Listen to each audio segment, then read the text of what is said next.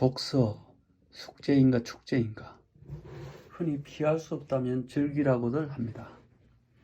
까르페 디엠은 호라티우스의 라틴어 시 한 구절에서 유래한 말인데 현재를 잡아라 라는 뜻입니다. 현재를 잡는다는 의미는 오늘을 즐기라는 뜻이죠. 아침 FM 방송 어느 MC는 오늘도 숙제가 아닌 축제 같은 하루를 즐기라는 멘트로 매일 방송을 마무리합니다. 오늘은 필자의 독서 생활에 대해 이야기해 보려고 합니다. 과연 필자에게는 독서가 숙제일까요? 아니면 축제일까요? 결론부터 말하자면 축제이면서 동시에 숙제입니다. 진정한 축제는 숙제 같은 호락호락하지 않은 일상을 미루고 잠시 축제를 즐기기 위해 연회장을 들어서는 것과 같습니다. 일상의 스트레스가 전혀 없이 그저 매일 편안하게 살아가는 사람에게 축제는 하나의 이벤트일 뿐입니다. 축제로 인한 흥분된 기분을 느끼지 못합니다.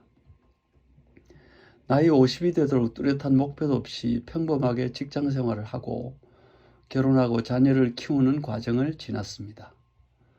직장 생활을 20년 꼬박 채우고 46세에 자발적 조기 퇴직을 하고 나서 개인 사업자로 몇 가지 직업을 거치면서 우연히 독서를 시작하게 되었습니다.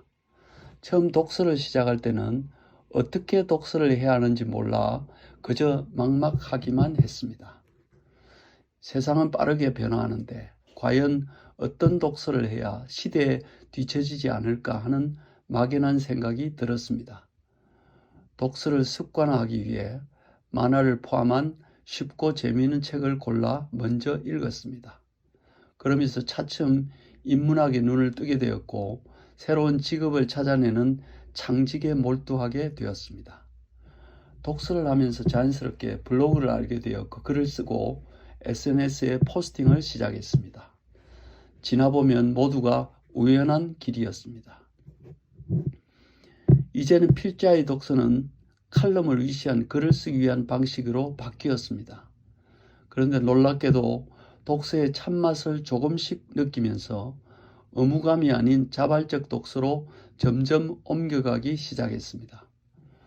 독서 모임에 가입해서 다른 사람들과 독서 토론을 하며 필자의 독서 방법을 다듬기 시작했습니다. 또한 다른 사람들의 독서 방법을 알게 되면서 조금씩 필자의 독서 방법도 변해갔습니다. 독서 모임을 통해 지금까지 제목은 알았지만 한 번도 읽지 않았던 고전을 읽게 되었습니다. 이렇게 책 서핑을 거듭하면서 관심 있는 책을 소개받거나 찾아내어 주문하고 독서하는 습관이 생겼습니다. 독서하면서 글감을 골라 메모를 한 후 칼럼을 쓰고 있습니다.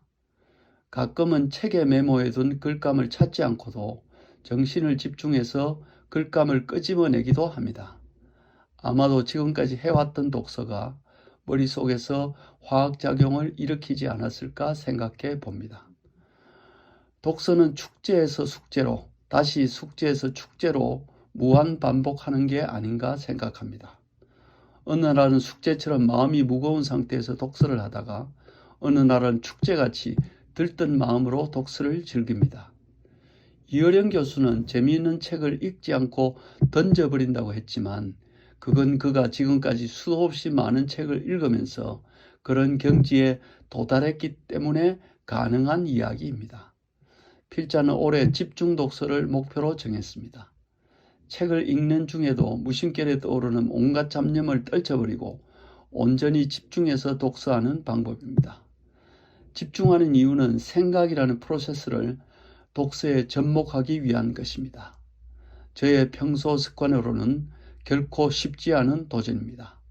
결국 독서는 숙제도 축제도 모두 자신이 어떤 마음가짐으로 하느냐에 달려있다고 봅니다. 독서를 숙제가 아닌 축제로 만드는 것이 필자의 궁극적인 목표입니다.